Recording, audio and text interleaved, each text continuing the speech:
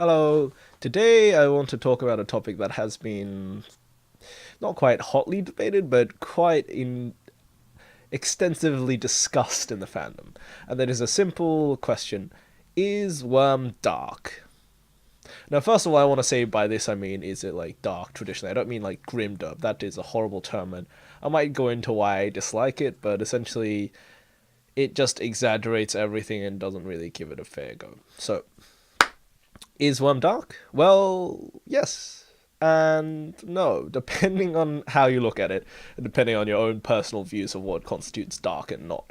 So, first of all, we need to look at a bit of a context, and that is that Worm is a superhero story, but it is also a deconstruction of the superhero genre.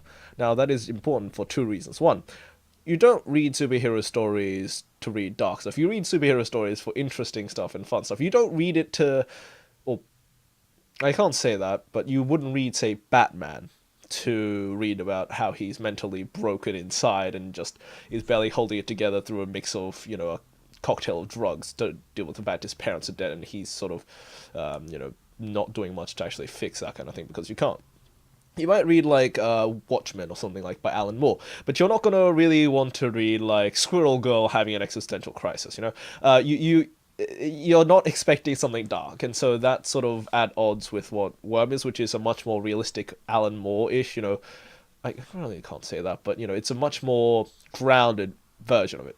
And then we have to take into the fact that it is a deconstruction, like Watchmen, also like Alan Moore. And so by the fact that you're trying to sort of like take this genre apart and just look at it, that itself is going to mean that how you're going to discuss it is going to be much darker than it would be otherwise, really. So now I'd like to say from a personal experience, as someone who has a soft spot for stories about undaunting, unrelenting figures that struggle and fight against impossible odds and just never give up and grit their teeth and just keep going, I love Worm. As someone who likes Kafka and Orwell and a lot of dark, uncomfortable, or just plain dystopic writing, Worm isn't even close to dark for me, because like compared to that stuff, it's just a walk in the park. It is my kind of deal. I love it. But I understand why people could consider it to be dark. So why could it be dark? Well, one of the big issues that people keep bringing up is the fact that it's like this never-ending, relentless challenge, and there's just impossible. It just keeps going, just keeps hammering, and just doesn't take a break.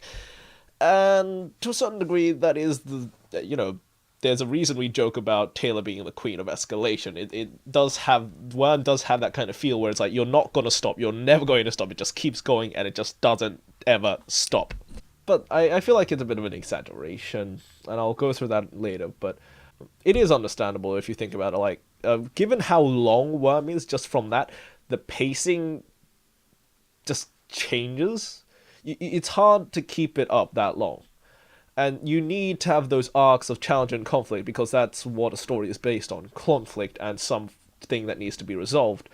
But at that length, just the fact you always have to introduce something new every single time there's something, it just keeps going on, just keeps going. It's understandable if it gets a bit burnt out. It's understandable if you be a little burnt out by the end. Like, think of any real long comics series that goes on for years and years and years and years and years, and how they have to just keep introducing something every single time.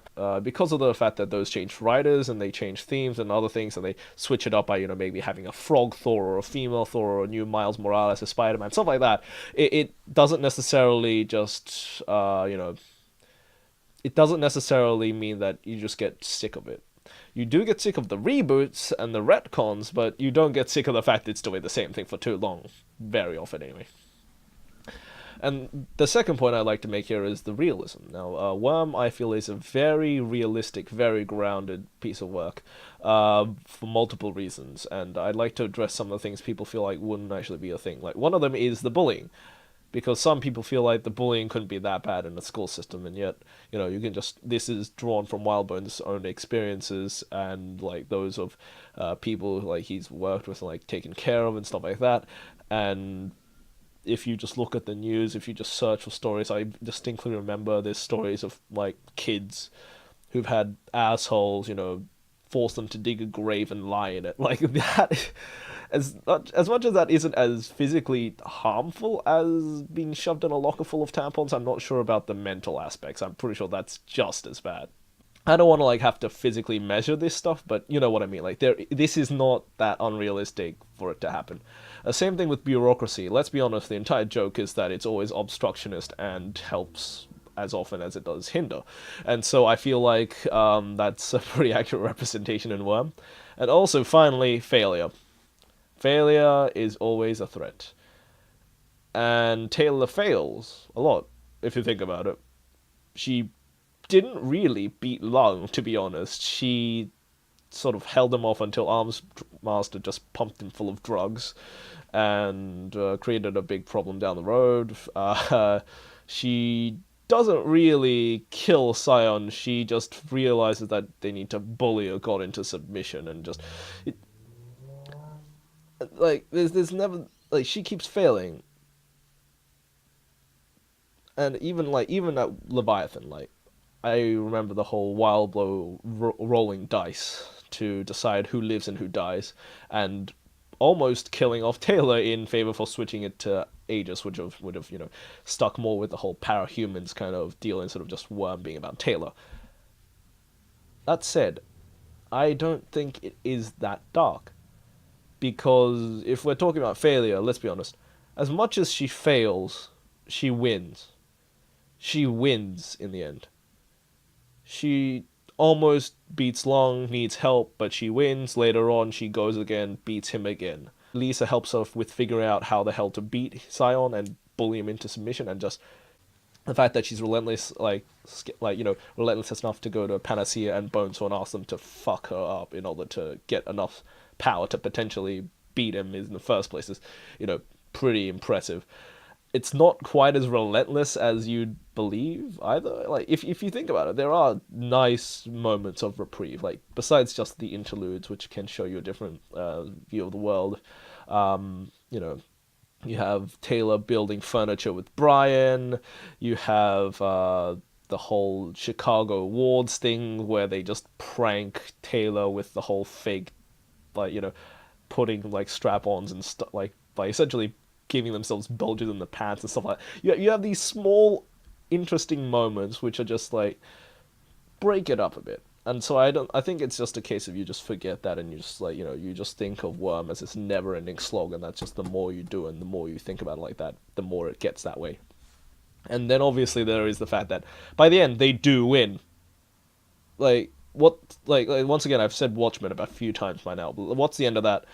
It's a pretty mediocre end, the group is disbanded. Ozymandias technically gets a win, but at the cost of, a lot of things.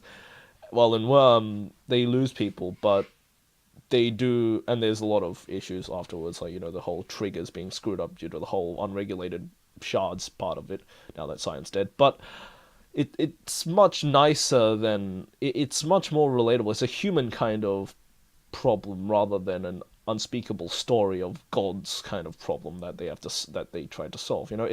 They win. They have an undeniable victory. And then they have a nice epilogue, and then Taylor gets to, do all this happy stuff, finds alternate mom, I guess, and also, spends time with Danny. So, from that point of view, it's quite good. I mean, yes, Worm has a lot of fucked up stuff. Like, you just need to look at Bonesaw, and that's your quota for the next 30 years. That is enough horrible shit. But it works in the setting, and the victory is only as valuable as how difficult it was to get there. The journey is more important than the destination.